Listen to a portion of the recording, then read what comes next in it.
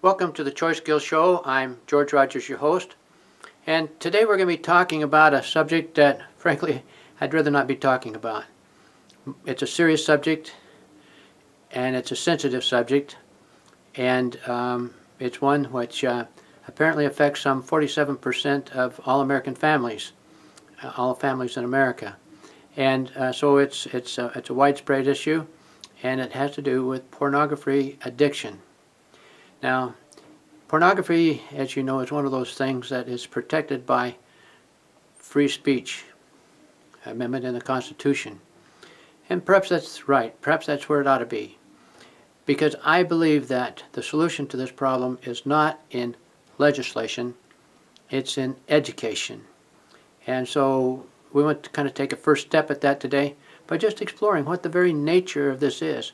You know, as we have been talking about in these videos, it's not our opinions that govern whether or not something is moral or not. It's the nature of the activity itself and the consequences it creates in people's lives. And so let's take a look now at the nature of pornography. The American Society of Addictive Medicine on August 15, 2011 defined addiction as a primary chronic disease of brain, reward, motivation, and related circuitry that produces a pathological pursuit of rewards. And let us remember that pathological is another word for compulsive. Pornography addiction is acquired by viewing pornography, and it's reinforced by acting out what one is watching, either with oneself or with others. Psychologically, people involved in pornographic behavior often become obsessive in their thinking, oftentimes about unnatural and deviant types of behaviors, and the imagination obscures reality, making things that are unreal seem real to them. It can alter their personality, or they become non-communicative or self-centered or short-tempered, and oftentimes possessive and demanding of partners in ways that are unhealthy to relationships. Spouses of individuals addicted to pornography often feel belittled and diminished by their partner's obsessions. Physiologically, pornography literally changes the circuitry in the brain, creating a direct pathway to the reward center of the brain.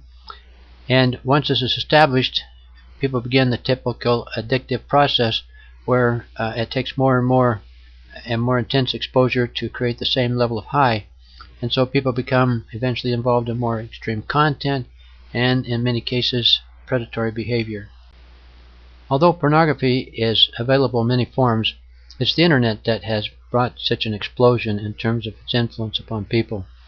And we learn out that there are some 420 million web pages, 4.2 million sites growing all the time, and pornography is the most searched for term on the internet.